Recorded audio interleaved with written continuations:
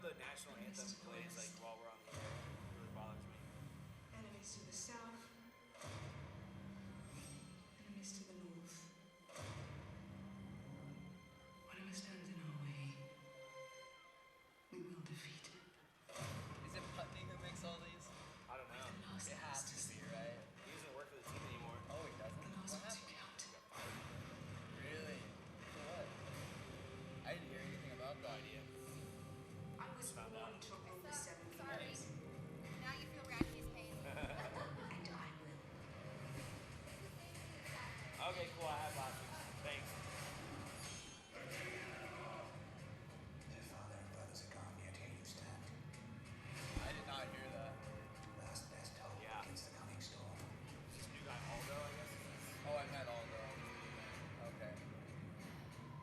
If we don't put aside our enmities and band together, we will die. And then it doesn't matter whose skeleton sits on the Iron Throne.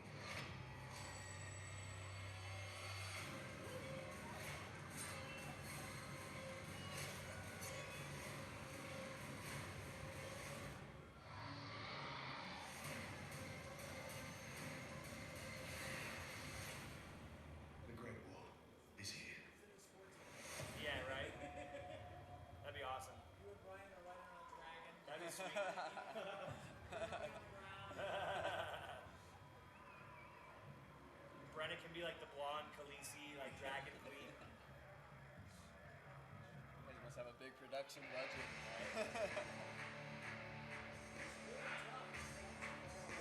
Yeah, that's It's the all, hard the thing. worst part's right here. Yeah, behind home plate is the worst seat. It's too bad there's no seats over there, you know? Except for the ones on the field. Looks like no one got This those. is like a third of what they usually draw though. Wednesday nights. Like,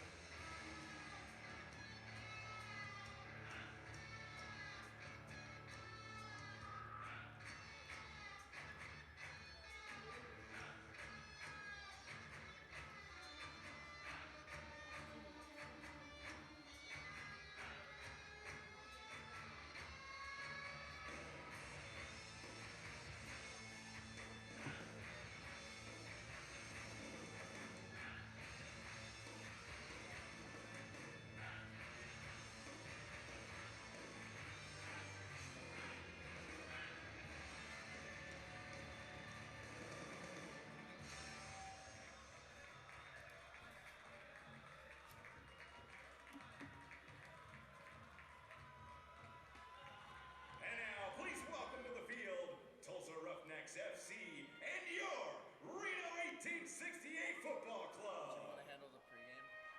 I don't like doing pregame. Huh?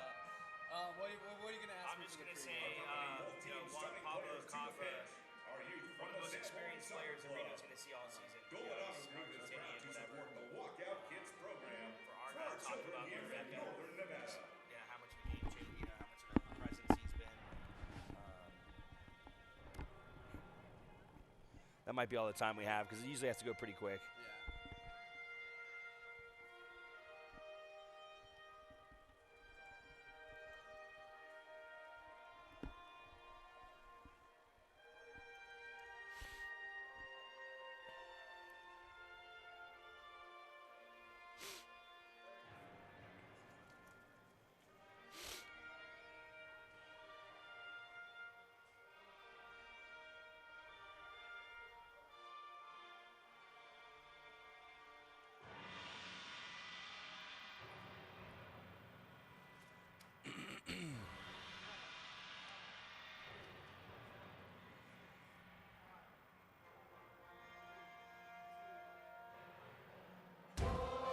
After a slow start in their inaugural season, the Reno 1868 Football Club has caught fire, winning back-to-back games in shutout fashion, and tonight they will look to make it 3 in a row as the Tulsa Roughnecks visit the biggest little city.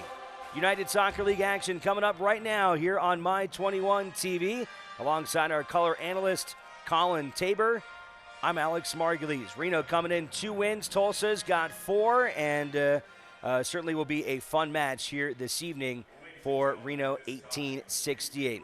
Colin, let's get right into this. Tulsa Roughnecks, they'll feature one of the most talented players that Reno will see all season long, and really one of the most experienced and 32-year-old Argentinian Juan Pablo Caffa.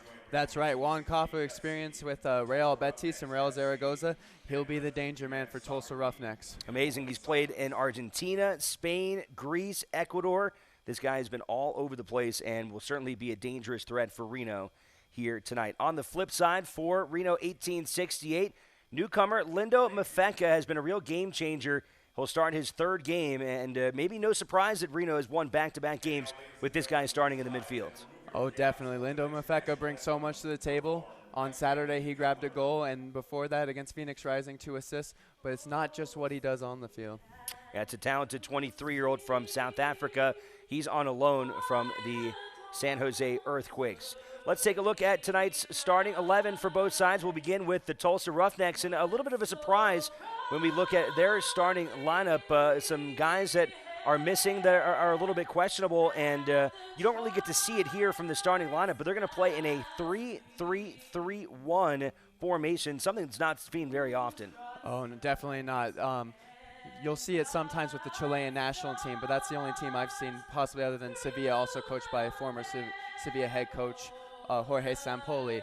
But expect them to press very high up the field. Back 3 of Bourgeois, Kimura, and Corrales aren't that tall, so they'll want to be able to press high up the field and get guys like Mata in behind the Reno defense. On the flip side, for Reno 1868, Ian Russell not going to mess around. He has an entirely same lineup coming back. The only change in goal, Andrew Tarbell coming down from the Quakes, and he is a very talented future prospect for San Jose. Definitely. The number 8 overall draft pick in the 2016 draft, Andrew Tarbell. Expect him to make some big saves tonight for Reno 1868. So we should have a great match here on our hands tonight in downtown Reno. It'll be the 1868 Football Club and the Tulsa Roughnecks. We'll have more coming up right after this, and kickoff it will be underway when we return to United Soccer League action on My 21 TV.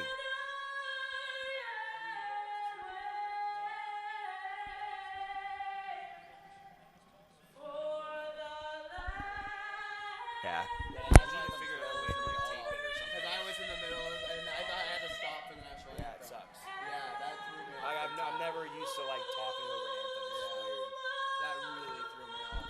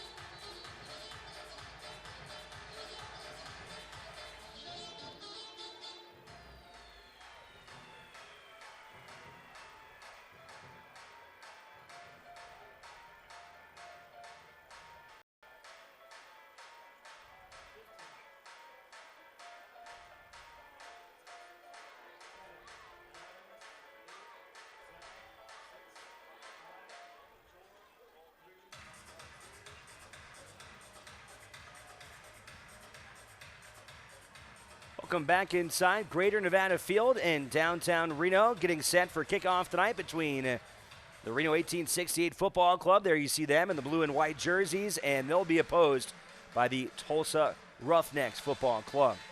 Let's take a look at our two starting coaches for these clubs, and for the Tulsa Roughnecks, it's David Vidriel, his first season with the team, a lot of experience in the MLS, 131 matches to his name with the DC United, Colorado Rapids, and Chicago Fire. Last year, he was in the NASL with Oklahoma City.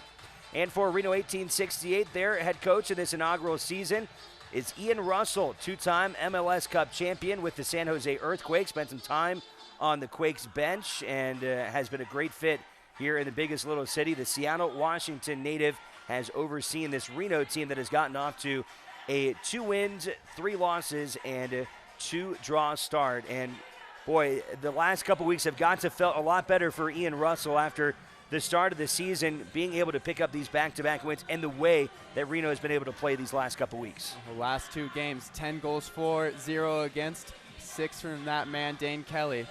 So Ian Russell will have to be very happy with the way Reno 1868 have been playing. Referees for our match tonight, Farhad Dodko, Michael Campinart, Uriel Aguilera, and Sean Stimpson are the 4 out there this evening. As mentioned during the lineups, Tulsa with a very different look to what they have played so far this season, something to keep an eye on in the early goings for sure, to see what kind of formation they come out against and how they're going to try and attack this Reno team. As we just mentioned, 10 goals and none given up in their last 2 matches. I imagine Vodrill is trying to counter that 4-4-2 diamond that Reno 1868 play with. It packs a lot of guys in the middle, so it looks like Tulsa's going to try to do the same in the 3-3-3-1. Seth Kasipley on the ball, backs it up to Brent Richards. And Richards will clear it back towards the keeper, Andrew Tarbell, making his second start with Reno 1868, coming down from San Jose, and an opportunity here in the midweek to get a little playing time. That's a good ball to find Chris Weehan in a little bit of space. Here's Lindo Mafeka. Talked about him during the open, a very talented midfielder from South Africa. Looking to find Dane Kelly. See him there in the yellow cleats. He has been on fire, back-to-back hat tricks, and he now leads the United Soccer League with 8 goals on the season. He is also the all-time leading scorer in the United Soccer League, 57 goals to his name over 6 seasons. He's just the kind of guy who knows how to find the back of the net. It doesn't matter if it's head, right foot, left foot, he's going to score, and he's someone that Tulsa will have to look out for, because any space they give him, he's going to take advantage of. Tarbell playing it forward to Jimmy Ockford, who's got the captain's notoriety in this one. Here's Kasipley trying to play it forward for Kelly, and just too far in front of him. Not a bad thought there, though, almost connecting with Dane Kelly in front of the Roughnecks keeper, Brian Byers. That's a good ball from Kasipley. Almost finds Dane Kelly, but it's just a little bit too far. Kasipley making his second consecutive start, and a guy that comes out of Rockland, California, a player known as someone that's very technical, and a lot of people not super familiar with soccer may understand that, but a technical player is just someone that is extremely good at passing, good footwork. Explain more about that. Expect Kasipley to always have control of the ball. No matter how tricky the ball comes into him, he's going to take a good first touch, and he's going to put good passes in, especially to Dane Kelly, as we saw right there. Reno playing back maybe a little bit more than we're used to seeing them. We'll see how they feel the game out. Maybe they were surprised by the way Tulsa came in. A lot of changes from their game against Sac Republic. We'll see how they feel things out here in the opening minutes of play.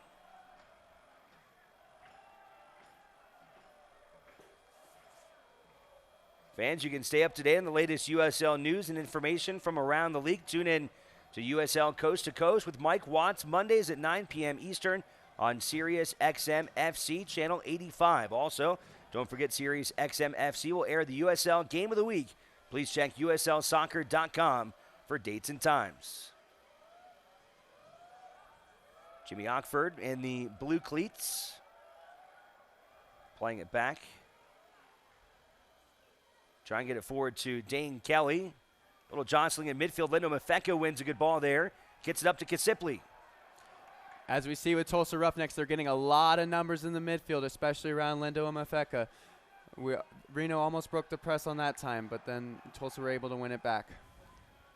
Now, a lot of bodies in the middle of the field in the opening minutes of this contest between Reno and Tulsa. I'm interested to see how Reno counter that. You'd think guys like Antoine Opano and Dane Kelly would want to make runs into the corners to make up for the lack of width.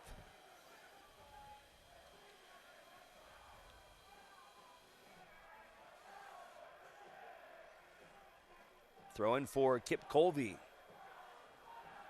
Another player who's on the Quakes roster that's spending a lot of time here in Reno out of New Zealand.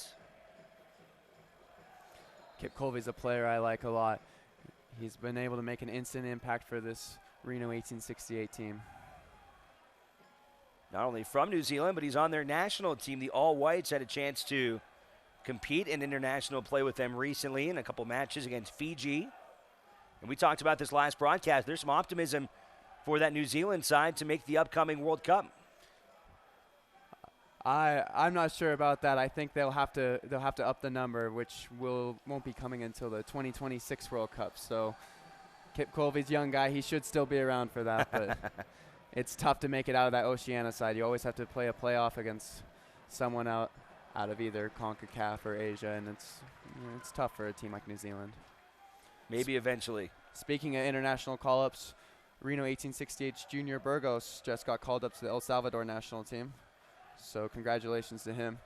Yeah, looking forward to see what he can do for them. He had a chance to play with El Salvador earlier this year and actually got a goal, the only goal in a 1-0 win over Honduras. Tulsa playing it forward now, backing away is Pasha Kondrakin. He's only played 20 minutes this year, but he is inserted into the starting lineup into this new-look Roughnecks club. A lot of their normal starters sitting on the bench. They are missing one of their top defensive players, and Francisco Ugarte. He's out after accumulating too many yellows. Yeah, it looks like a reshuffle in the back for Tulsa Roughnecks with Ugarte being out. Hard collision there between Kisipli as he plows into Colin Fernandez, and Fernandez grimacing down on the turf, and looks like he might have gotten hit in the last place you'd ever want to get hit. Looks like he'll be okay. Hard hit here. You can see Kisipli trying to go for the ball there, but his foot caught a healthy part of Fernandez's midsection.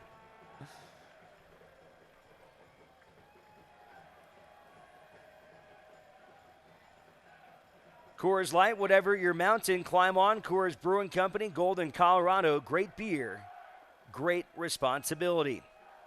And soccer fans, Nike, an official sponsor of the USL. For more information, visit NikeSoccer.com. We spoke earlier about Juan Kaffa. He's got a great set-piece delivery.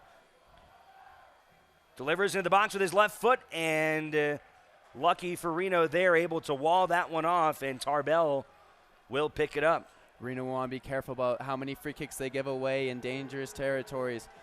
Juan Kaffa has 2 free kick goals in his last 3 games, one being against Vancouver and the other one being against Orange County, so he's dangerous. Pretty amazing to see a guy with a resume like Juan Kaffa playing in the United Soccer League. It's pretty exciting, I think, for this circuit to get a player like him, a 32-year-old from Argentina who's had pro experience at some of the highest levels in international soccer, including La Liga in Spain. Yeah, he's a guy who's played in La Liga, played in Argentina, played for a couple of years with Real Zaragoza, and actually had a good goal-scoring record there. And there's guys out like that elsewhere in USL. For example, Joe Cole at Tampa Bay Rowdies. He's a guy with World Cup experience, played for Chelsea, along with Sean Wright Phillips as well, who did play for Chelsea at Phoenix Rising.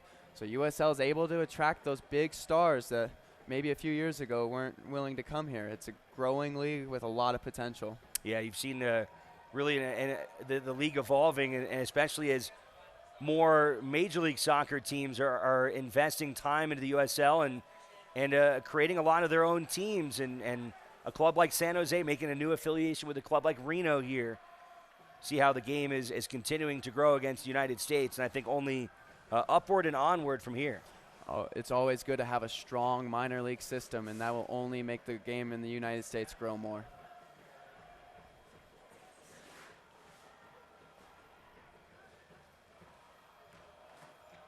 Trying to get it forward for Kondrakin. Stolen away by Matt LaGrassa. Good job there by LaGrassa to get that one out of trouble. Forward towards Kasiple, and he's tripped up. That's a late, dangerous tackle from Ayala. Jaime Ayala with the whistle blown against him. Didn't see a card come out. And now one of the officials going to pull him aside, the 26-year-old from Mexico. It looks like Tulsa Roughnecks are trying to make sure that Reno 1868 cannot transition quickly. They saw how effective it was against Seattle, and anytime they win the ball and look to attack, they're going to be looking to make a tackle or a foul. So no card given. Really interesting conversation I've had with Ian Russell over the last couple of weeks, just some of the differences between the MLS and the USL. He said the USL really lends itself to being a much more physical league, and it seems like referees are letting guys get away with a lot more than you'll see up at the MLS. I think so. If you look at the size of some of the USL guys, it's very tough. They're big physical players, and maybe some guys who could do better in MLS come down here, expect to be an easy time, and they get pushed around and they get bullied because of how physical a league it really is. Yeah, it was interesting. We saw a guy like Jackson Ewell, who was drafted this year by San Jose and spent some of the early part of the season here in Reno and now up with San Jose. And Ian felt like a guy like Jackson was going to do better in the MLS than he would here because of what you just said, being a smaller player in a bigger physical league like the USL. It's been a learning experience for guys like Jackson Ewell and also for the Seattle Sounders guys. I mean, that's what these MLS clubs are investing in, is to be able to give that experience against full-grown adults who this is their living, this is what they're trying to make money for their family, and they'll do anything they can on the field. And it's such a better experience for development than just a reserve league where they're just playing other 20-year-olds and that's it. Our game tonight brought to you by Coors Light. The bigger the mountain, the bigger the reward. Whatever your mountain, climb on. Coors Brewing Company, Golden, Colorado. Great beer, great responsibility. Good run from Openo, but it just escapes him. Looks like Reno 1868 are struggling to find that fluidity that they've had in the last couple of games, but it's still only 10 minutes in. They expect them to get more into the game. Yeah, and I think a lot of that could have to do with the way that Tulsa has come out and how they're stacking the field, as we've talked about a couple times. You see a lot of orange bodies in the middle of the field, and maybe not something Reno was expecting coming into this match. No, this is a much different lineup than they've been playing. They normally have been playing almost a 4-2-3-1 with actually their normal players, a 6'6" target man, Ivan Svantussen, and he's sitting on the bench. So it looks like they're going for a whole different play style where they get a lot of numbers in the middle and then break quickly and try to find Mata in behind. Throw it in for Jimmy Ockford, who plays it back towards Andrew Tarbell. Dangerous from Jordan Morrell, but he's able to slip out of there and find Kip Colby. Chris Weehan playing it back towards Morrell again. And a strong boot to the other side of the field. Yeah, it looks like Reno 1868 might be trying to bypass that midfield and just hit guys like Openo in behind. There's a lot of bodies in there.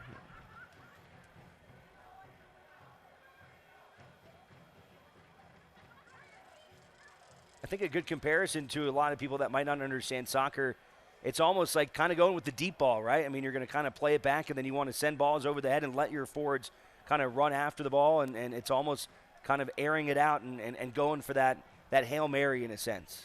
Oh, definitely. And with guys like Openo and Dan Kelly, there is that threat. There is that pace to be able to get in behind and expect Jordan Morrell to try and hit those balls into the corner.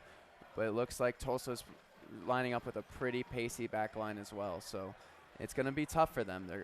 They might have to go through the mid and try to find Lindo Mafeka in those little pockets of space. And if he's able to wiggle out of them, then Reno can look dangerous.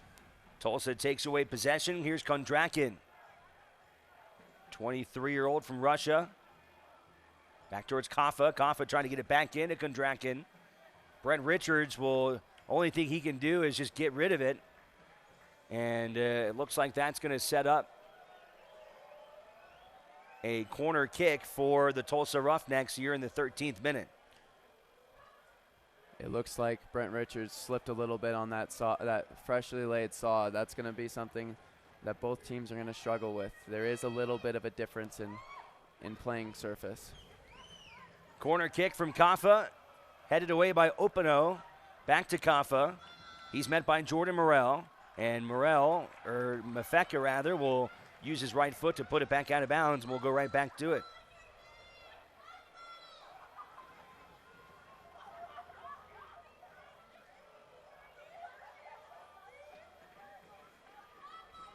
.50 career goals for Juan Pablo Kaffa.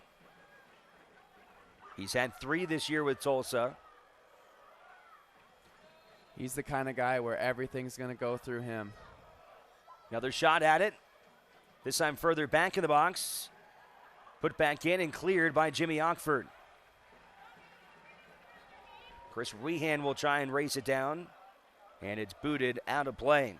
The USL is one of the most prominent second division professional leagues in the world, featuring some of the game's top talent and rising stars. Stay up to date with all the latest league news and information by visiting uslsoccer.com and follow them on Twitter at USL.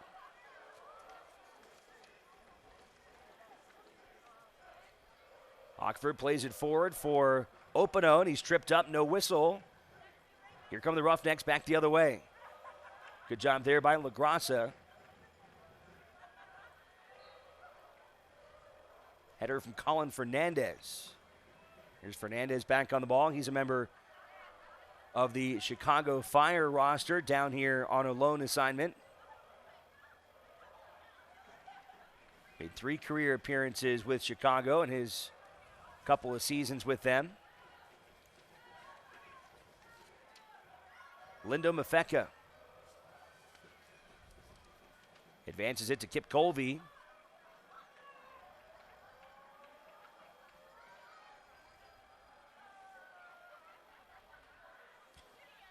And Tulsa are doing a really good job of keeping space in that, keeping that midfield compact and making sure there's no space for Reno 1868. Richards trying to get into the box and taken away and then booted back towards McFeel. Oh, that's a good win from Jordan Morel. Whistle blown is a hard hit there from Christian Mata as he bowls over Mafeka, and that's going to draw a yellow. And I think that was the right decision. There wasn't a whole lot of a play on the ball there. He just went in with his right shoulder and barreled Mafeka to the ground, as we'll take another look here in just a second. Here's the replay. You see Mafeka going for the ball, or excuse me, Morel, and then Mata just bowls him over. Yeah, he's definitely never getting to that. That's just a cynical foul right there. Rightly a yellow. So a yellow in the 17th minute by Tulsa. That'll set up a spot here for Matt LaGrassa, 24 years old, from nearby Elk Grove, California, suburb of Sacramento. Opano into the box. Mafeka tripped up. That's a good ball from Opano. Dangerous play there by the Roughnecks. They tripped up Mafeka. They did not give up a penalty kick, though, but a dangerous spot there. And, again, a good job by Reno creating that opportunity. Now we're seeing Lindo Mafeka slip into those spots. He's been having trouble finding space, so he's getting further and further back, almost next to Matt LaGrassa to get the ball, but now he's able to get the ball at the top of the box, and Reno looked dangerous right there. Ball stolen away by Kaffa. Get it up to Dane Kelly. Kelly's knocked down. That time it was Kosuke Kimura. Yeah, Kimura, the veteran, with another foul to break up that counterattack. They've obviously been instructed to make sure that that Reno's not able to break forward when they win the ball. Lindo Mafeka trying to find Kasipli and taken away by Tulsa. Headed out by Ockford, and Tulsa with the upcoming throw-in. Really, these first 17, 18 minutes, getting a little chippy here tonight. Oh, getting very chippy. And Tulsa are making a lot of fouls, and Reno had a couple themselves. I know they gave Juan Kaffa one opportunity on the right side of their box, and they don't want to give Kaffa any free kicks anywhere in the attacking third for Tulsa. Ballou will play it back for Fernandez. Kaffa, left foot into the box. Headed away by Colby. Richards advances to Mafeka. And Opano can't keep it from going out of bounds. The throw in from Brady Ballou, 23-year-old from Washington.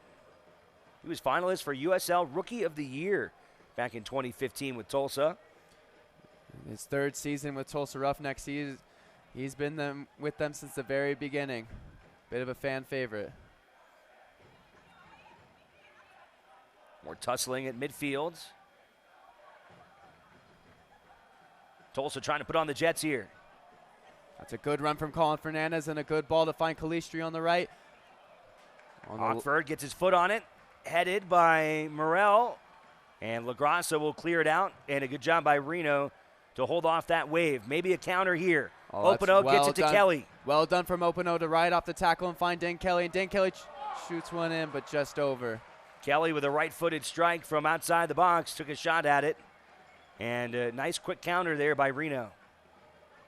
That all came from Opano being able to ride that challenge. We saw the Tulsa center back try to put a foul on him, but Opano rode the challenge and was able to find Dane Kelly. Brian Byers making his 4th start this year with Tulsa. He's got pretty good and slings it over to Seth Kasipli. Looks like Kasipli's finding some space on the right. With all those numbers in the middle, Reno's going to have to find guys out wide like Chris Weehan and Seth Kasipli. Kip Colby. And a sliding attempt to keep him from going anywhere. Joey Calistri coming in to knock that one away, and he is slow to get up. Kosuke Kimura coming over to check on him as we'll take another look and see what happened there.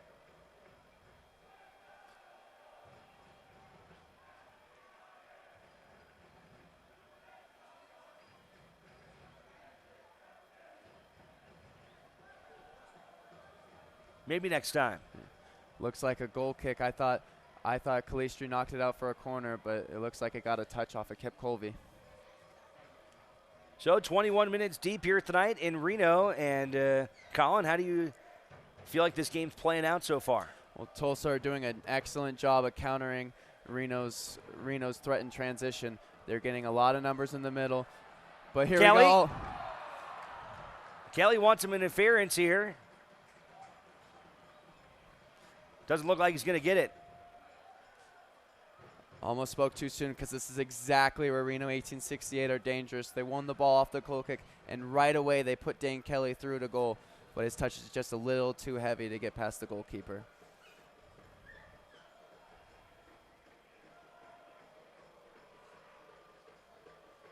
So another goal kick from Byers. He's an Oklahoma native from Oklahoma City. A few Oklahoma natives in this Tulsa lineup.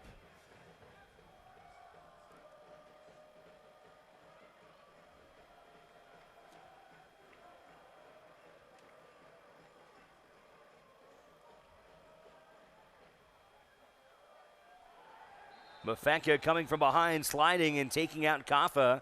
Kaffa wants to see something here from the ref, and he is hot. Here comes LaGrassa to break him up, and we're talking about this game's getting chippy, and it's starting to boil over here in the 23rd minute. Yeah, a lot of fouls from both sides. You don't want to see that. You want to be able to see both teams be able to play the game and not get into situations like this. But a little bit of an unnecessary foul from Mafeka because I don't think Kaffa's going anywhere right there. But you never want to see the reaction from Kaffa. LaGrassa coming in, trying to defend his teammate, and Kaffa is still upset. You see him on the ground there now standing up. I'm not sure if a yellow came out at all. At one point in time, it was hard to tell from our vantage point here.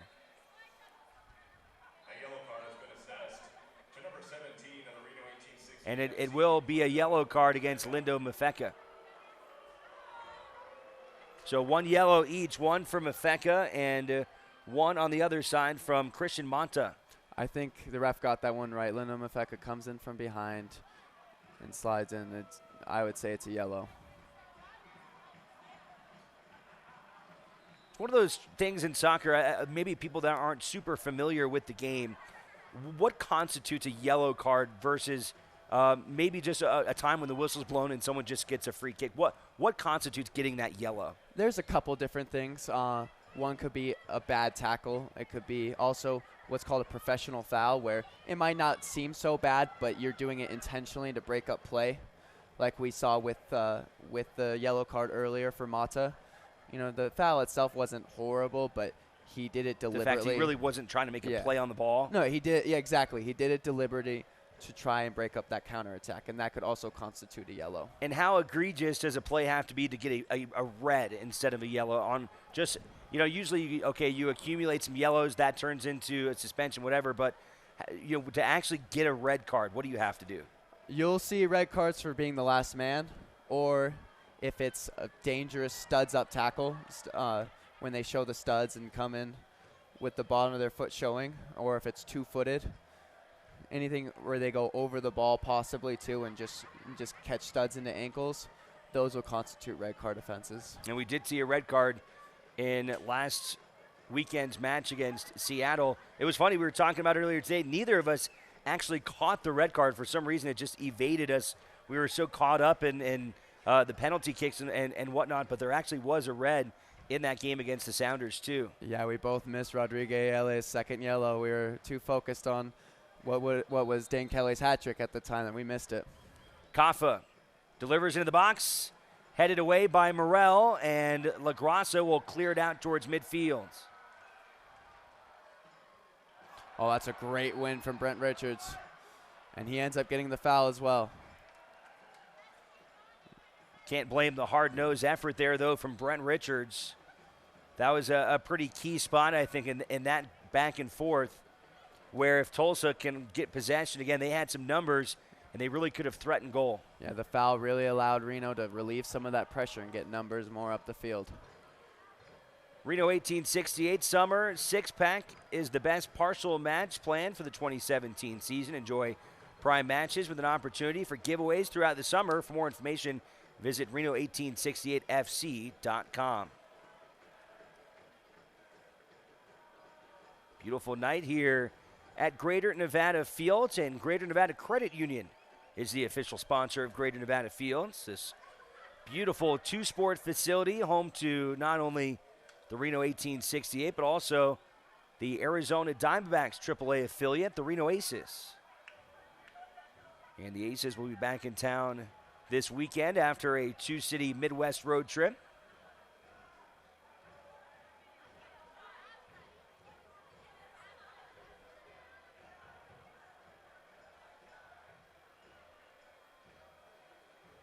That's what I'm talking about. Fans having a good time tonight, getting the flags. Battleborn Brigade, you know those guys are always going to show up. Yeah, drums are always going. They're always singing. It's a great supporter section, the Battleborn Brigade. Openo trying to advance it up to Kelly, but another whistle blown. And Tulsa will take possession as Jaime Ayala was standing on the ball, but now it looks like they're going to pass it over to Bradley Bourgeois. Well, maybe they'll just let the keeper Byers come up and take it. Bourgeois looked for the quick free kick, but it wasn't on, so he pushed up and let the goalkeeper take it. So Byers will step in with his right foot. Nice head again by Morel. Kelly trying to work with Openo here. Or Openo, excuse me. And that's a good ball by Casipli to find Brent Richards on the overlap. But well marshaled by Corrales. Jorge Corrales, 26-year-old from Cuba last season. And the NASL with Fort Lauderdale, first year in the United Soccer League. He's actually had some international experience with the Cuban national team. Actually played at Fort Lauderdale Strikers last year with Reno 1868's newest player, Luis Fernandez. I got to see a little bit of Fernandez in last Saturday's game against Seattle. Big kid. Big kid. Wouldn't be an easier game for him, though. By then, Seattle were down to 10 men. We're sitting back, and Luis Fernandez had a lot of time on the ball. Here's Seth Casipli. Trying to time it as he sends it up for Colby. Baloo does well to win that from Colby.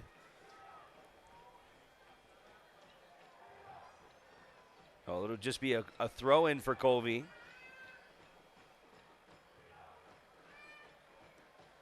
It was right around the time Reno scored their first goal against Seattle in Saturday's match, and it was the start of a 3-goal stretch for Dane Kelly in a 7-minute period as Opano is taken down inside the box, but they'll say it'll go back to Tulsa as he was tripped up by Kimura. That's a good turn from Opano. That's something you'll see him like to do a lot. He'll feint one way and then turn on the other side of the defender and be able to slip in behind. And was looking for that other penalty. He won 2 on Saturday, so he's someone who can get their way into the box and be dangerous. Fans, stay up to date on the latest USL news and information from around the league. Tune in to the USL Coast to Coast with Mike Watts, Mondays at 9 Eastern on Sirius XM FC, channel 85. Oh, that's a good ball from Chris Wehan, and Dane Kelly does well to leave it for Opano. Finds Dane Kelly. Kelly trying to center it again and couldn't get a solid footing on it. Just takes a little bit too far away from goal.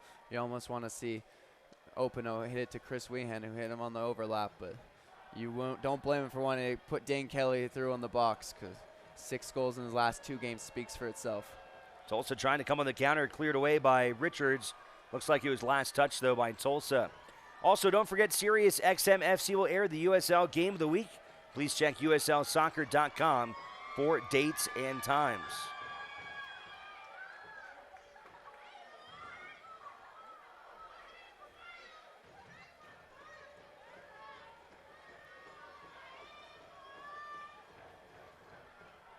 Another corner kick on this left-hand side for Juan Kaffa. He's had a few of these now. Reno has done very well of dealing with the threat from the set piece. Left foot from Kaffa into the box and headed too high over Reno's goal as Andrew Tarbell will set up for a goal kick.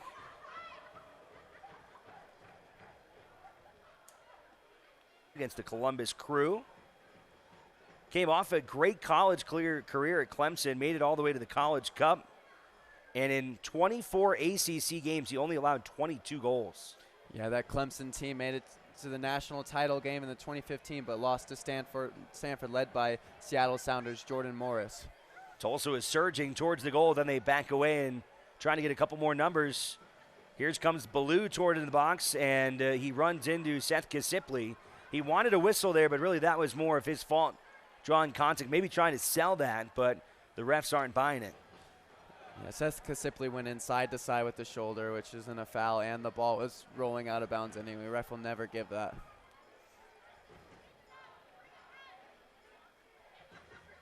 Could be the future in goal for the San Jose Quakes. David Bingham, his contract is up at the end of the year. See how that all plays out, but perhaps Tarbell could be a guy that has a real future with the Quakes. He could be. Picking a goalkeeper in the first round of the draft is a sign of intent, saying, we believe in this guy. We believe he will be the real deal. And unfortunately, he has to sit behind a guy like David Bingham, who's really one of the best goalkeepers in the MLS, has some experience with the U.S. national team. Great goalkeeper, and really someone to learn from. A great opportunity, no doubt about it. Richards centers it, looking for Opano, and he's knocked down, but again, no whistle. Refs are letting this game be pretty physical for the most part. Soccer fans, Nike, an official sponsor of the USL. For more information, visit NikeSoccer.com. Yeah, very physical game from both sides. You'll see a lot of pushing. You'll see a lot of late fouls and late trips. Both sides are trying to make sure that they don't get too much time on the ball. And it could turn ugly at some point if this continues. We saw earlier with the incident with Mafeka and Kaffa. Yeah, and both teams, it looked like they were coming pretty close to going to blows. Kaffa, left foot into the box, and Tarbell will watch that one go out of play as Kaffa was trying to connect with Christian Mata. Yeah, it was almost another dangerous ball from Kaffa, but just a little bit too far ahead of Mata. He and Russell looking on as we approach 34 minutes down in this match here tonight.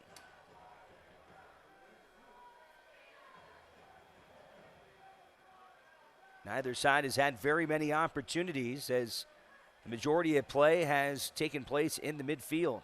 Something we expected with the amount of numbers that each team has kind of slotted for this part of the pitch. Yeah, it will be a battle, and at this point, it will be who will make a mistake first and who will capitalize on that mistake. Kasipli